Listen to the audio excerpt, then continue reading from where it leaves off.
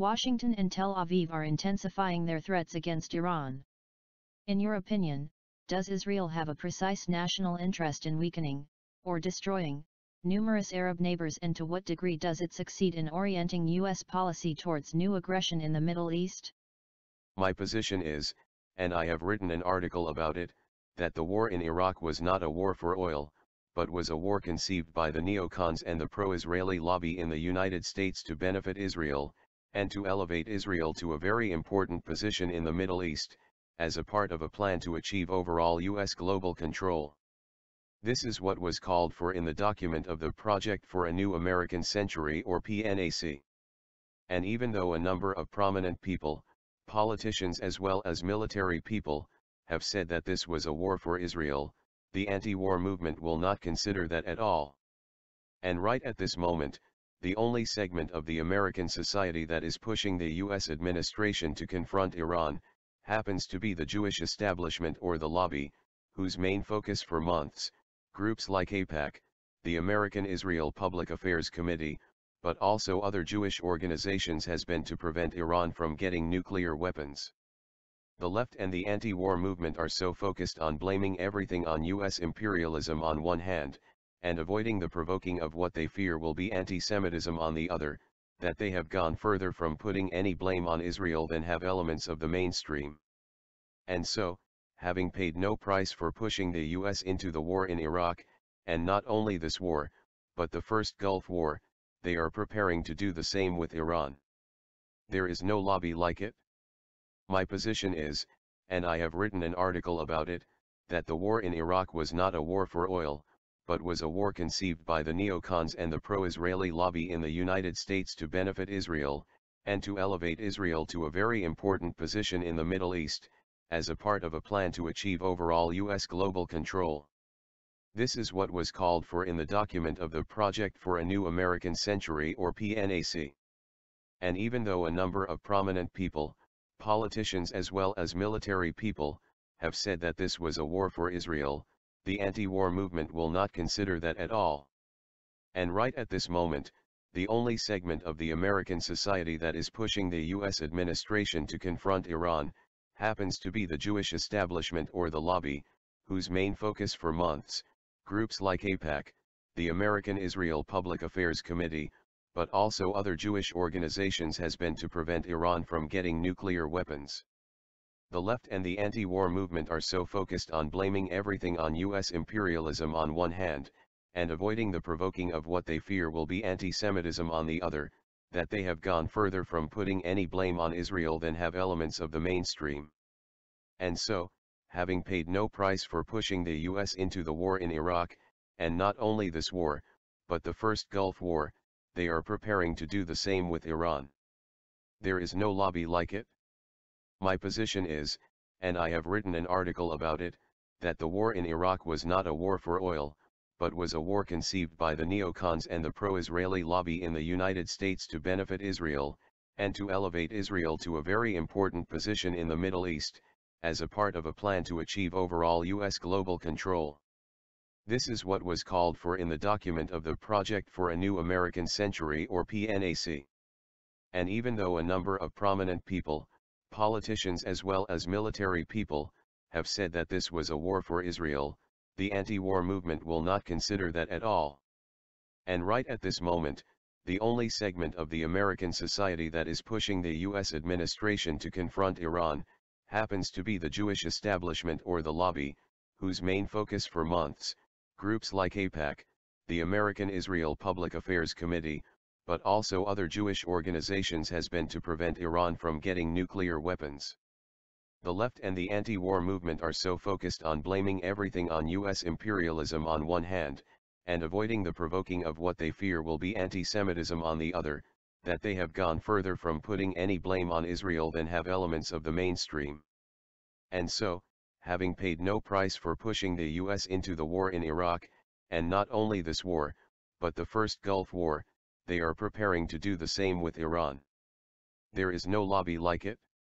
In other words, the U.S. has become a satellite of Israel and acts in function with Israel's interests. Is this thesis not the opposite of that of Chomsky and of the left in general, for whom it is the US that uses Israel. That there is a convergence of interests between the US and Israel, and that Israel is simply the US cop on the ground in exchange for services rendered by the US in the Middle East? Yes, Chomsky tends to simplify US politics, blaming everything on the elites and whoever is in the White House while avoiding the role of Congress. Today, 11 members of the Senate are Jewish, that is 11% of the 100 members, while only 2% of the American population is Jewish. He and his supporters, either directly or indirectly, raise the specter of anti-Semitism, of provoking anti-Semitism, and what happens is that people keep their mouth shut. Now, Chomsky, who was a Zionist when he was younger, he lived in Israel, he has friends in Israel, was considering moving to Israel, admitted in 1974 that this might influence his perspective, and he wanted his readers to know that. He wrote this in 1974, and yet few people who read Chomsky today know that. They do not know that he was Zionist, that he considered living in Israel. In fact, for years he did not speak about Israel while he was speaking out about the US in Central America and Vietnam. It was a mutual friend of ours, Dr. Israel Shahak, who convinced Chomsky that he should speak up against what Israel is doing to the Palestinians. It is interesting that the most important book that Chomsky wrote about the Israeli-Palestinian issue, The Fateful Triangle, begins actually with a defense of Israel, a defense in the sense that while acknowledging all the Israeli crimes against the Palestinians, he blames the US for allowing it to happen. Now, this defense, I would say, could be used by Pinochet in Chile or any dictator the US has supported around the world, to take the primary responsibility from them and place it on the US. And I don't buy this. And most people who understand the situation, don't buy it either when they come to look at it. A number of friends of mine, who are friends of Chomsky, have come to agree with me. The problem is, I would say, as fellow academics, that they don't feel comfortable criticizing Chomsky, particularly since he is often attacked by the right wing. He has defended many people who have been under attack and has thus gained their loyalty. He also has been a mentor to a number of academics, and ironically, Chomsky has been the doorway for so many people to become involved in politics. They read Chomsky, and they become excited about political work. And it is only later, if they are fortunate, that they discover that Chomsky not only opens the door, he closes it as well. Which would mean that Chomsky gives less importance to the pro-Israeli lobby than it has. Has Chomsky upheld unjust options for the Palestinians in order to preserve Israel, for which he has an emotional attachment? Is this a unique case, or has Chomsky defended the indefensible? For the most part. On most other subjects, he is more open. On this particular one, he won't even debate the issue. In 1991 we had an exchange that was published in a left newspaper in New York, the National Guardian, and a friend there wanted to set up a debate between Chomsky and myself on the issue of the Israel lobby at the Socialist Scholars Conference. Chomsky refused, writing that it would not be useful. After his refusal, I asked a professor in California, Joel Bianin, whom I know, and who takes Chomsky's position, if he would debate me. His response was identical: it would not be useful. On Iran, which today is caught in a vice, is Chomsky, in your opinion, also minimizing the role of the lobby acting in favor of Israel in the United States? Regarding Iran, Chomsky and the others seem to be ignoring the campaign that the lobby is waging to get us into another war, one that will be far more catastrophic than the disaster that has taken place in Iraq. There is a coalition of the 12 leading Jewish women's organizations, representing 1 million Jewish women, calling itself One Voice for Israel, that formed in 2002 in response to the bad publicity Israel received over the destruction of Jenin.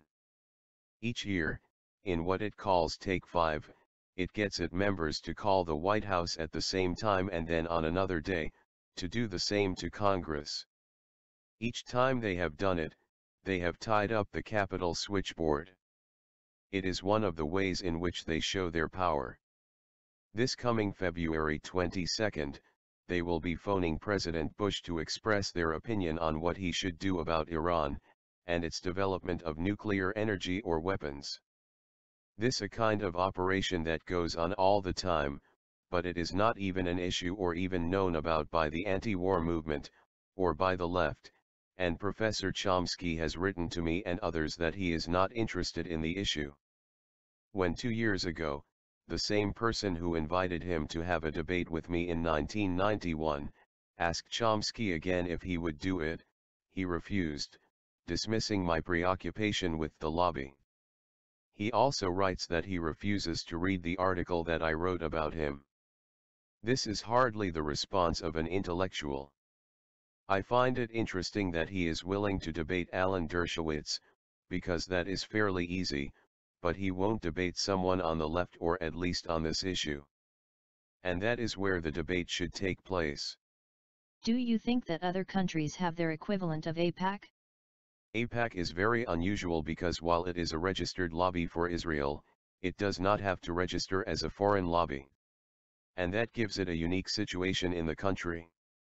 In every hearing in the Congress that involves Middle East issues, you have staff members of AIPAC sitting in these committee hearings. No other lobbies, foreign lobbies, have this privilege. And they also write the legislation that Congress passes regarding the Middle East. For example, the recent Syrian Accountability and Lebanese Sovereignty Restoration Act, which was passed a couple of years ago and which lead to what we see in Lebanon and Syria today, was written by AIPAC, which later bragged about it. It is not a secret. The only people that pretend they don't know it is the left. It's on AIPAC's website, it is in their publications. AIPAC also provides interns, young, bright Jewish college students to work in the offices of members of Congress. They go to a member of Congress and say, "We have this young person who is interested in working on Capitol Hill, they will come 1 year and they will work in your office." No member of Congress is about to refuse a volunteer. Also, AIPAC has a special foundation that provides free trips for members of Congress to Israel.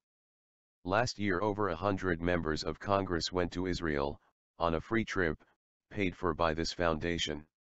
Now there is a big debate about such trips in Congress paid for by various lobbies, but I do not believe that anything is going to happen there that would negatively affect AIPAC. Congress will make an exception when it comes to Israel.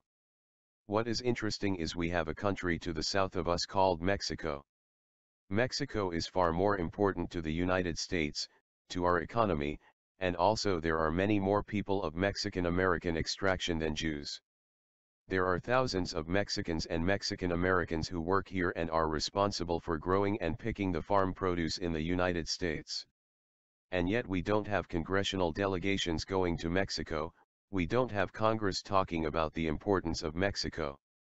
If they go to Mexico, they go for a vacation, and yet here the focus is on Israel simply because of two things, money and intimidation. The Democratic Party has for years relied on wealthy Jewish donors for the majority of its contributions. AIPAC itself does not give money. AIPAC coordinates where the money should go, so if you are a wealthy Jewish donor and you want to do something to help Israel's cause, AIPAC will let you know where to give it. Also, around the country, there are now about 36 political action committees or PACs that exist only to give money to candidates who support Israel. None of them are identified by a name that has anything to do with Israel, so here in California we have something called the Northern Californians for Good Government. You have in St. Louis, Missouri, the St. Louisans for Good Government. The biggest one is called the National PAC, NPAC. Then you have the Hudson Valley Political Action Committee, Desert Caucus, etc. If you look at the name of these committees, you have no idea what they are for, whereas the other lobbies identify themselves by their special interest. Why not Jewish supporters of Israel? But even more important for Democrats, and for some Republicans, is the money contributed by individual Jews. For example, in 2002, an Egyptian-born Israeli, named Haim Saban, who came to the United States and made billions of dollars with a Saturday morning children's program, gave $12.3 million to the Democratic Party, which was only about $1.5 million less than the arm manufacturers' political action committees gave to the both political parties. Now, this is just one man. And also Haim Saban, who founded the Saban Institute at the Brookings Institute, which deals with Israeli issues, is also a big supporter AIPAC, and he funds events in Washington where AIPAC trains college students for pro-Israel advocacy. University campuses are a main battleground for the Jewish forces lobbying for Israel. They have come together as the Israel Campus Coalition, 28 organizations, including AIPAC, with Israel at the top of their agenda. Today, a main lobby focus is to get to the colleges' campuses to stop divestment programs directed towards Israel. They also are trying to influence the next generation of community leaders who are in the universities at the moment to act in Israel's behalf. Is your thesis on Chomsky, that he ignores the influence of AIPAC and other similar institutions in U.S. wars in the Middle East, and has a negative impact on solidarity movements, shared by many other intellectuals? I am in a minority, but I do have an extensive mailing list. I do have a radio program. Actually, I have 2 radio programs, and one radio program happens to be in an area which is not Israeli-occupied territory and where I can talk about the lobby. I can talk about Israel the way I am talking about it now. The Zionists tried to get me off the air, but they were not effective. One of the ways they intimidate people is through the various Jewish organizations. Each has taken on a different role to play. One important one is the Anti-Defamation League, whose main job is to defame, intimidate, and spy on people who are critical of Israel. I was one of them who was spied on. Its agent infiltrated our organization, the Labor Committee on the Middle East, of which I was the co-founder in 1987. Then we learned that they were spying on hundreds of organizations across the political spectrum and thousands of individuals, 12,000 individuals, 600 organizations. I was able to get my ADL files to find out that they had spied on me illegally, and I sued them. I went out to court with 2 other activists, and after 10 years they agreed to settle without me having to sign a confidentiality agreement. So I always talk about this organization. The person who spied on me for the ADL was also working for South African intelligence. We had a big anti-apartheid movement in this country. Basically, Israel, the Israel lobby, and South Africa were on the same page, very close allies. They were allies socially, culturally, and militarily. This is something that unfortunately the anti-apartheid movement also refused to deal with because of Zionist pressure. I would say the problem with building a real political movement in the United States is blocked by Zionists and their refusal, like Chomsky, to openly deal with Zionism and its role in this country. Back in 1988, when in the early months of the First Intifada, the anti-intervention movement refused to support a demand that Israel end its occupation of Palestinian land, a Native American leader told me that the problem with the American movement was that there are too many liberal Zionists in it. And this is the truth. I never use his name, because if I publish it, he will then be attacked as being anti-Semitic. I have been attacked as a self-hating Jew, as an anti-Semite, but it does not matter to me because I consider the accusation of anti-Semitism to be the first refuge of scoundrels. Patriotism is the last refuge, anti-Semitism is the first. In this country it has been used to silence so many people. And this is one of the reasons I am against specifically Jewish organizations wanting to lead the fight for Palestine. What happens is that there are many anti-Zionist Jews, or who claim to be anti-Zionist, who say we, as anti-Zionist Jews, should provide the leadership so that other people will see that not all the Jews are for Israel. And I am totally against that because all Americans pay their taxes and thus support Israel. And this is an American issue. And by putting it out that Jews are the leaders, that Jews, anti-Zionist Jews are doing this, what it says to non-Jews is, they can do this because they are Jewish. It has been tried, so far it has been a failure. So when I speak not as a Jew, but as a human being. That's why when I first went to the Middle East in 1970, to Lebanon and Jordan, I did not tell people I was Jewish. I did not go there as a Jew, I went there as a journalist. It was not important to be South African to oppose apartheid, it was not necessary to be a Nicaraguan to oppose the Contras, or to be a Vietnamese to oppose the Vietnam War. What does being Jewish have to do with opposing what the Israelis are doing to the Palestinians? In fact, Jews should be very careful about the leadership role. It is not the place for Jews, for people who identify as Jews. The irony is that the people who are most quoted, who speak most on this issue in the US are all Jews who are ultimately protective of Israel. Chomsky, of course, is the most important one. They criticize Israel, you see, because that's important, you have to do that, but they deflect the main responsibility onto the US and thus while not absolving Israel, shield it from punishment such as sanctions, boycotts and divestment. You just said that you were accused of anti-Semitism. Venezuelan President Hugo Chavez, for example, was recently accused by the French dailies Libération and Le Monde of having uttered anti-Semitic remarks. Do you not think that this accusation has become more difficult to exploit in the face of a public opinion that has discovered that it has been manipulated for political ends? Well, they see it, but they are afraid to speak of it. Because the price for criticizing Jews, as Jews, is big in the US. But also, as you see, in France, in Germany, in Canada, and so on, Austria. You can criticize any other national group, but to criticize Jews collectively, not Jews as Jews, but the Jewish establishment is to jeopardize your career. So even if, privately, people say one thing, they won't say it publicly. I occasionally help to get progressive Palestinians and Israelis interviewed by the media in the San Francisco area. It used to be more open, I would say, on mainstream radio than it is today. Back in 1984, I was able to place an Israeli soldier, a reservist, who refused to serve in Lebanon, on the biggest radio talk show in San Francisco.